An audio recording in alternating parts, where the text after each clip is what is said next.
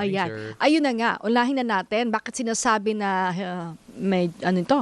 Nasa history, recent history ay ito ang pinakamataas na voters registration, sir. 5.4 million. Pinakamataas sa kasaysayan ba? Tama ba to?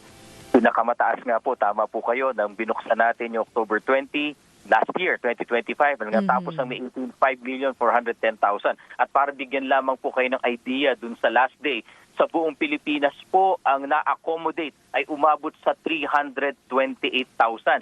At para tignan po natin kung gaano kalaki yung nangyari, sa NCR po ay umabot ng 35,000 para sa isang araw. Alam nyo po, itong 300 sa 4,000 na to at yung sa 35,000 sa NCR, dati-dati po yan, 1 o 2 buwan na output po namin yan na ginawa sa loob ng isang araw. Ganyang karami po nung May 18. Opo. Oo. Saan may pinakamarami sa bansa Yes po. natin, region, attorney? Lagi po, National Capital Region po, yung 35,000 po nila yan in one day, yan po ang pinakamalaki po sa buong Pilipinas. Ito ba yung last day?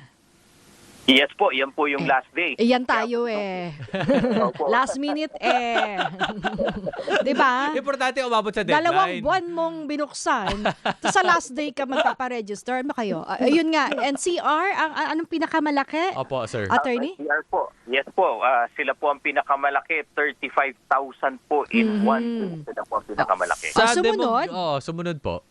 Ang Region 8 po, ganun din po, hindi nagkakalayo dyan sa figure po na yan. Opo, opo. Pero yun nga, anong mga naging salik? Ayan. Yan. Factor kung bakit malaki nga yung voter registration po ngayon.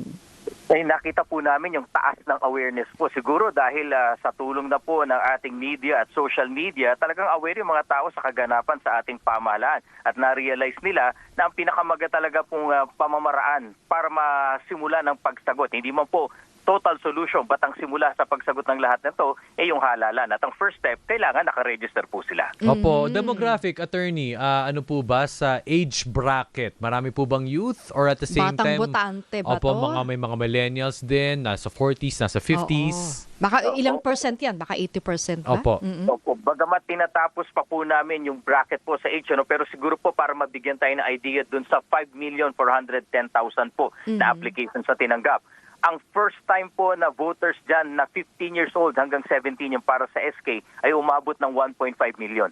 Yun para naman po sa 18 years old pataas ay umabot din po ng halos 1.5 million. Ganyang karami po yung mga madadagdag sa atin na mga botante. Kaya nga po ine-expect natin sa November 2 Barangay and SK elections, ang total voters natin sa SK po ay aabot na humigit kumulang 25 million. Wow. Ang sa barangay naman po ay nasa halos 71 million. Ganyang karami na po tayong botante. Ito po ang 5.4 ay matic na registered or sinasala nyo pa ngayon yung kanilang mga isinumiteng mga dokumento?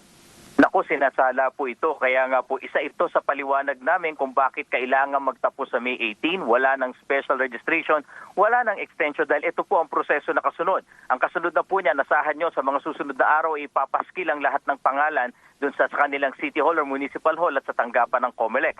Ang purpose po niyan, ayon sa Republic Act 8189, ay makita ng publiko yung nag-a-apply. At ang kasunod po nun, dahil kung merong hindi kwalipikado, kung merong hindi dapat, makapag-file ng opposition, yung mismong mga taga-barangay nila, malabanan yung pag-a-apply po niyan. So may period din po tayo niyan. At ultimately, bibigyan din ng pagkakataon yung pong na-oppose na makapaglagak din ng ebidensya in support of his application for registration. Ang hearing po para sa lahat ng application na yan ay June 1. Kaya po kailangan talaga magtapos ng May 18. Bakit? Dahil po pagtungtong ng July 2, pag kailangan namin matapos lahat ng prosesong to, bawal na rin po sa Republic Act 8189 ang anumang pagpaparehistro, anumang paggalaw o pagsasaayos ng presinto. So ganyan kaikli lang po ang period na available na gawin lahat ito ng COMELEC. Opo, attorney, sa paglilinaw po muli, kailan po nga ba ang barangay SK elections this year? Ang pong barangay and SK elections ay gaganapin na sa November 2, 2026. Bunsod po ito ng Republic Act 12-232. At dahil dyan po, yung pong mga nag-a-aspire, yung gustong tumandidato, magpa-filing na po sila ng kanilang COCs, yung Certificate of Candidacy by September 28, 2026 Opo, po. pasensya po sa follow-up. Final answer na po yan. November 2, 2026, attorney? Tama po, Yan no? Opo, tama po. Dahil yan po ang nakatakda doon sa Republic Act 12232. Alam po natin, may umuugong na mayroong proposal na may amend. Kami naman po sa COMELEC kung ano ang umiiral na batas. At hanggat hindi po napapalitan ang Republic Act 12232, sa aming mata po, tuloy sa November 2 ang ating BSK. And then, ang campaign period po, kailan po yan, attorney? Opo, ang campaign period po natin ay magsisimula sa October 22 at tatagal lamang hanggang October 31. At buti po na itanong ninyo dahil malaki po ang pagkakaiba. Dahil ito po ay manual elections, ginagabayan ng Omnibus Election Code. Once matanggap ng COMELEC ang Certificate of Candidacy, ituturing na po siyang kandidato. Bawal na po ang anumang uri ng pangangampanya o partisan political activity dahil po may pinagbabawal pa rin ng premature campaigning. Hindi katulad dun sa ating national at local elections na kahit nakapag-file na ng COC as early as October, sabi nung Section 15, Republic Act 9369, hindi pa siya kandidato until day 1 ng campaign period. Yung po ang malaking pagkakaiba. Yung mga posting kasi sa social media, pwede kasing kampanya na rin yon. Correct. Pero paano nyo ito na monitor unless siguro i-report ng kalaban? Tama. Si Migso, may post siya. Yung mga tipong, attorney, kumari, Oo. congratulations to all graduates. Tapos mukha ko yung nandyan. Pero sir, di ba? SOCMED naman niya yun. Opo. So, yun nga mahirap ba ngayon? Actually, madali po ngayon. Tama po kayo. Bukod po dun sa katunggali sa politika, yung nag-report, mas marami po galing mismo sa ating mga kababayan. Yung mga isinampay sa puno, yung mga post sa ating social media, sa babayan po. Bakit siguro? Dahil nga po pwede po ang anonymous complaint sa COMELEC. Hindi po kailangan lumantad sila. Ito yung gusto kong tanong. Kailan ang next voters registration? Opo. Oo, na crucial to. Kasi ang inaabangan naman natin ay yung 2028. Yes. Presidential elections.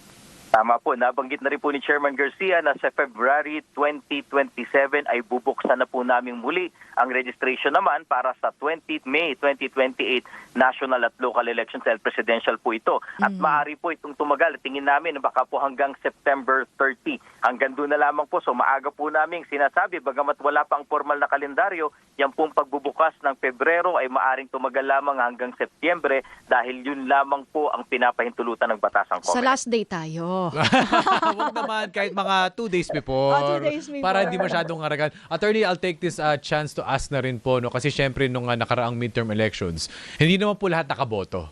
So alam ko po, 2 consecutive na elections, if you miss it, kailangan mo mag-register ulit. So crucial po ba na para hindi ako mag-register ulit, magparehistro muli, makaboto ako sa barangay SK elections? Tama po. Dahil tama po yung nabanggit nyo, yung 2 beses na halala na regular na hindi ka makaboto, maari ka po talagang ma-deactivate. Bagamat hindi po kailangan magpa-register, pero mawawala ka po sa listahan until such time na magpa-reactivate ka. Kaya po dun sa hindi po nakaboto nung May elections nung 2025, sana po makaboto kayo sa barangay SK elections kung gusto nyo pong makaboto sa 2028 presidential election. Okay, I stand corrected. Madi-deactivate para bumoto ka para hindi ka ma-deactivate. Kasi kung hindi ka makaboto ng barangay SK, 2 consecutive, ipapa-reactivate mo pa. So maganda bumoto na lang. Ayun. Tama. Maraming salamat po, Attorney John Salamat. Rex Laudiaco. Attorney, pahuling paalala na lang po sa ating mga viewers and listeners.